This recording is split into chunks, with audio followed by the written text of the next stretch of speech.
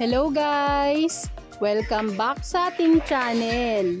For today's video po ay gagawa tayo ng masarap na merienda.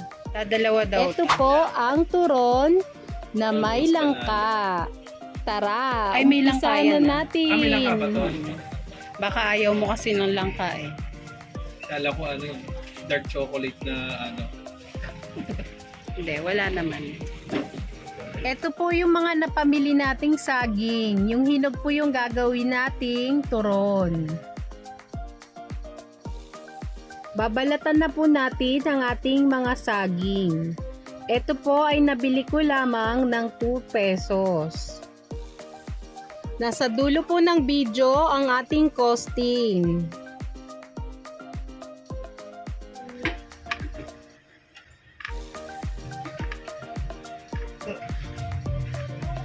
Ito na po ang nabalatan nating mga saging.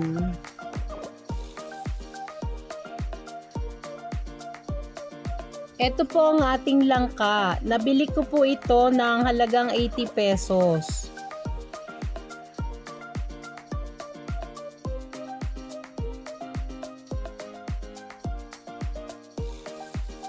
I-slice naman natin ito into strips. Kung gusto nyo po ng ganitong mga video, please like and subscribe to our YouTube channel. Thank you and God bless!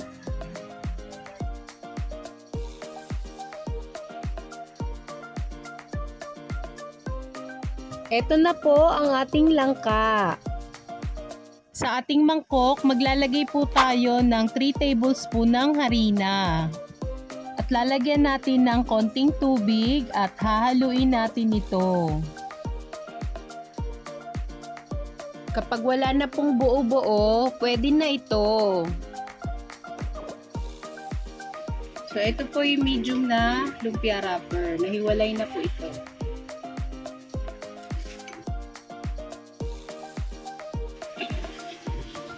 Mag-start na tayong magbalot. Gagamit po tayo ng medium na wrapper. Sa isang buo po ng saging, hahatiin natin to sa gitna. Ang gagamitin lang natin muna yung kalahati. Yan. Maglalagay din tayo ng 2 strips ng langka. At ifo-fold natin ito. Pati po yung 2 side. I-fold natin at maglalagay tayo ng pandikit para hindi bumuka yung ating turon.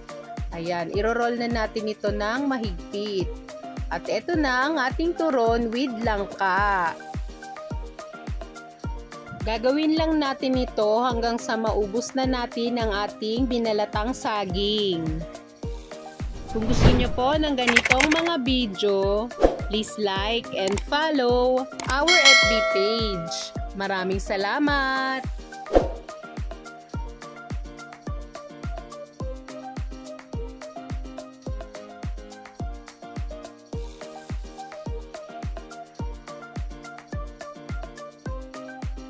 Ito na po ang ating nabalot, 46 pieces.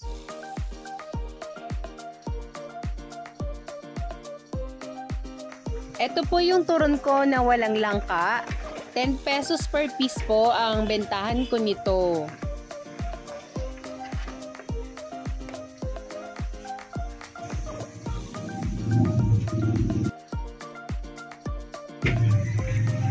Dapat po ay mainit ang ating mantika. Naglagay lang po ako nito ng 2 liters ng spring oil.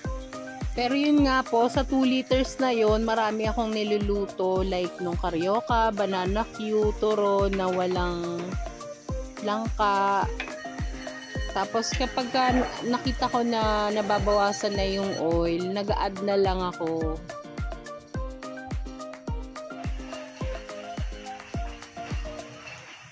Naka-high heat po ang ating apoy.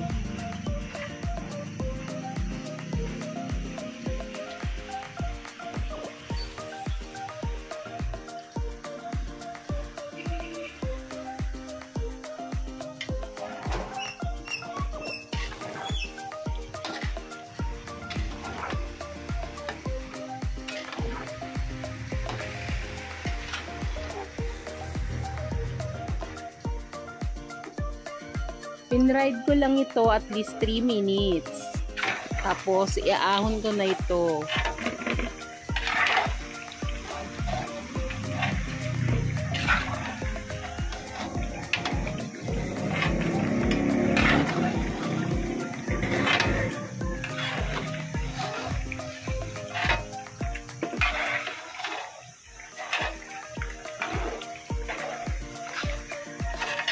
Ito na po ang ating turon na wala pang asukal.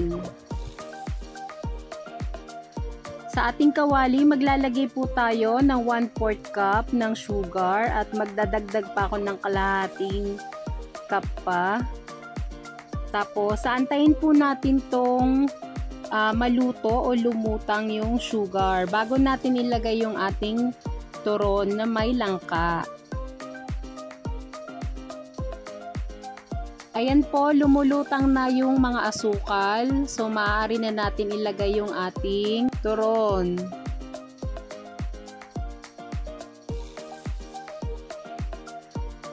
This time po, continuous na yung paghahalo natin para po mag-coat yung ating sugar sa ating turon.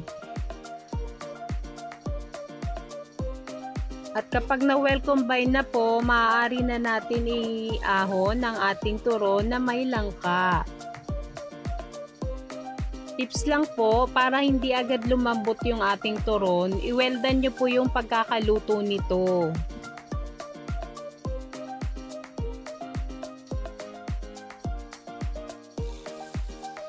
Ito na po yung ating turon, tutuhugin na po natin yan. Pero bago po yan, ilalagay naman natin yung second batch sa ating kawali. So ito po yung pangalawang batch kasi nga 'di ba 46 pieces po ito, no. So dire-diretso na natin lulutuin. Pero ito po this time hindi na natin iaahon, ilalagay na rin natin dito yung asukal once na prito-prito na natin tong turon natin. Siguro mga 2 to 3 minutes na piniprito natin to. Yan, ilalagay ko na rin yung sugar. Ito naman yung isang step ng pagluluto ng turon. So, yan. Ito po, tutuhugin na natin yung ating turon. Bali, sa isang stick po, magtutuhog tayo ng 2 pirasong turon. Ayan. Tapos ilalagay na po natin ito sa ating tray. Sa second batch po ng luto natin ng turon, naglagay na tayo ng 1/4 cup ng sugar. So yan, dire-diretso ko lang tong lulutuin.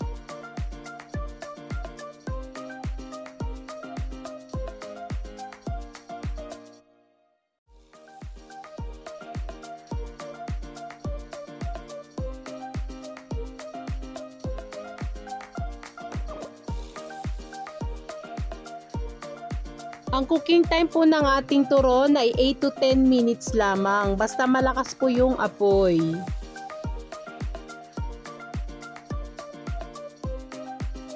Kanina po, 1/4 cup yung nilagay natin. Tas nag-add pa tayo ng 1/2 cup.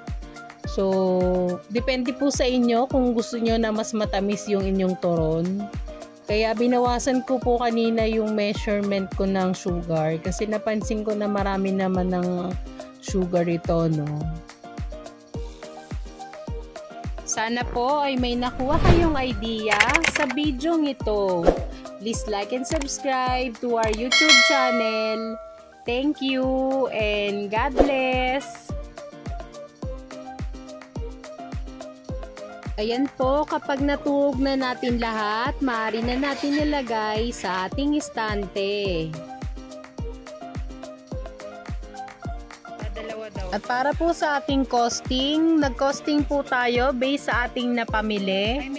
So yung ating puhunan po ay 143 pesos. Ang bentahan ko po nito ay 12 pesos per stick. Pero sa inyo po, depende po kung magkano po yung puhunan nyo. Pero pwede rin po itong ibenta ng 15 pesos per stick.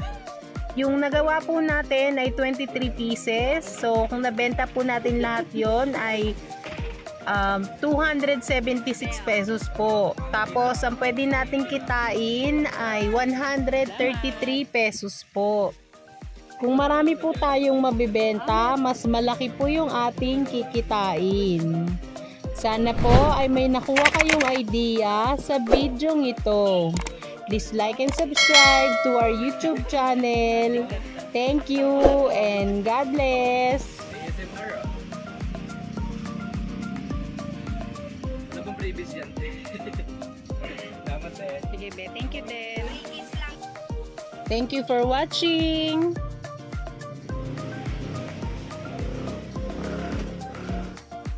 Hello guys! Welcome back sa ating channel. Masarap na merienda ba ang hanap nyo? At pwede rin na pang negosyo. Tara, umpisa na natin!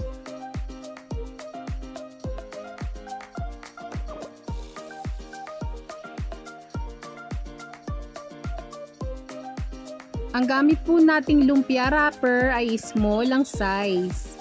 Hihiwalayin lang natin ito. Nasa dulo po ng video ang ating costing. Kung gusto nyo po ng ganitong mga video, please like and subscribe to our YouTube channel. Thank you and God bless! Ipapantay-pantay lang natin ang ating mga lumpia wrapper. At pagkatapos po, ifo-fold naman natin ito. At pagka-fold naman, guguntingin natin para po mahati sa dalawa.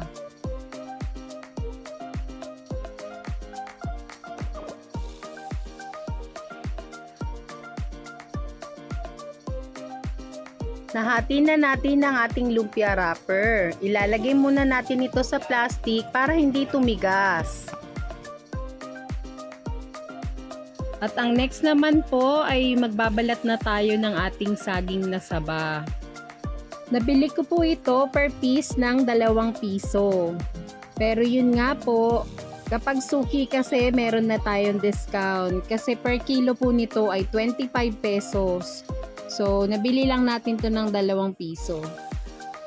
Ayan po, nabalatan na natin ang ating saging na saba. At ang next naman po, hahatiin natin ang isang saging na saba sa 4.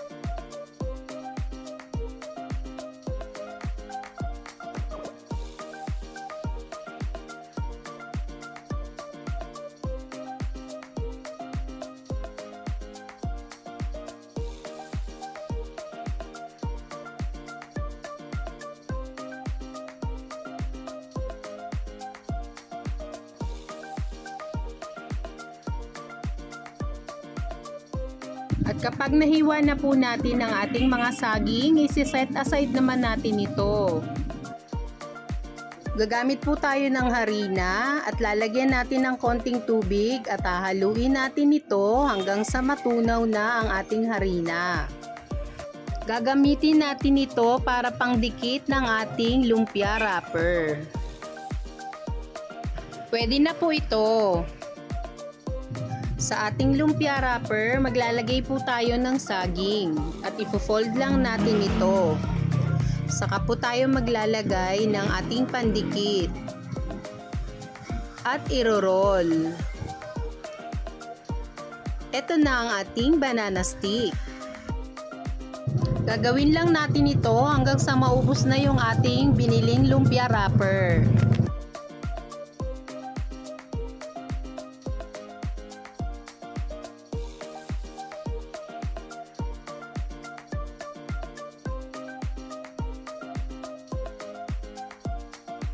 Nakabalot po tayo ng 60 pieces na banana stick. Kung gusto nyo po ng ganitong mga video, please like and follow our FB page. Maraming salamat! Ito po, nakaluto na ako ng turon. Inahon ko na to. Tapos, isusunod na natin yung ating banana saba stick. So, dapat po mainit po yung ating mantika.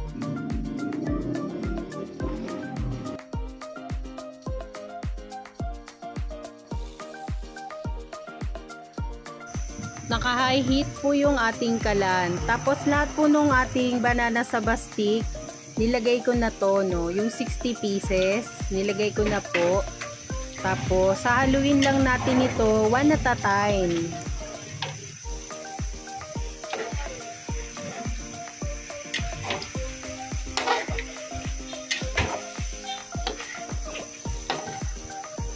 Ang sekreto po para hindi po agad lumambot yung ating banana stick, kailangan po ay well done po natin ang pagkakaluto nito.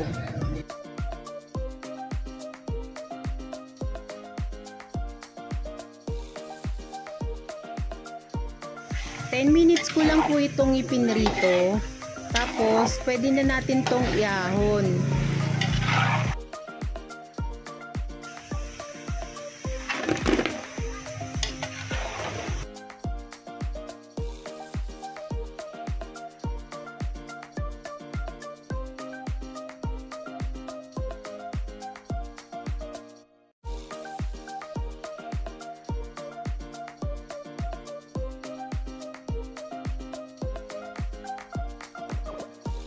Maglalagay po tayo ng light brown sugar, dalawang 1/4 cup.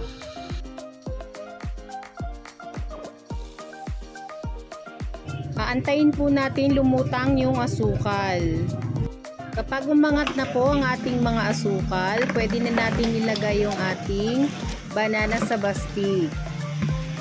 Ayan, ingatan nyo lang po ang inyong mga kamay. Palagyan na po natin itong hahaluin para mag-well combined ang ating asukal.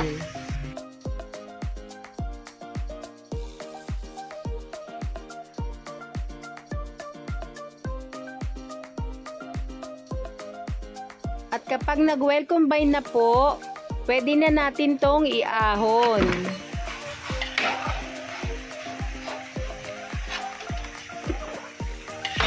Share ko lang po, ang madalas ko pong mga customer ay mga estudyante.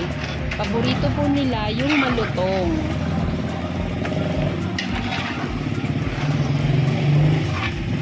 Luto na po ang ating banana sa stick. Ipapakita ko naman ito kung paano ko siya binibenta. Ita-transfer lang po natin ito sa tray na may malinis na dahon ng saging.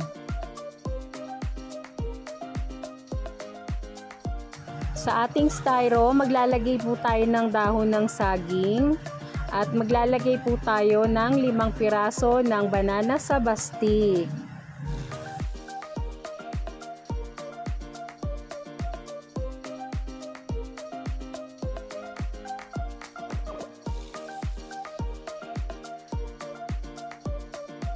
Ito po ay sinangag na sesame seed. Ito po yung ibubudbud natin sa ating banana sa stick.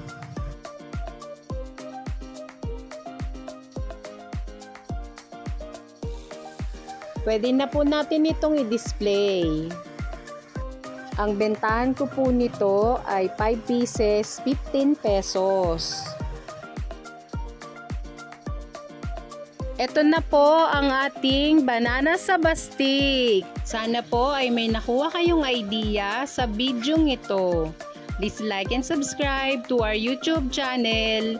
Thank you and God bless. At para po sa ating costing, nag-costing po tayo based sa ating napamili. Ang ating puhunan ay 90.70. At yields 12 pieces po. Ang bentahan ko po nito ay 15 pesos. So yung benta natin ay 180 pesos. Ang pwede natin kitain ay 89.30. Ito po ay depende rin po sa inyong puhunan at kung magkano nyo ito ibebenta.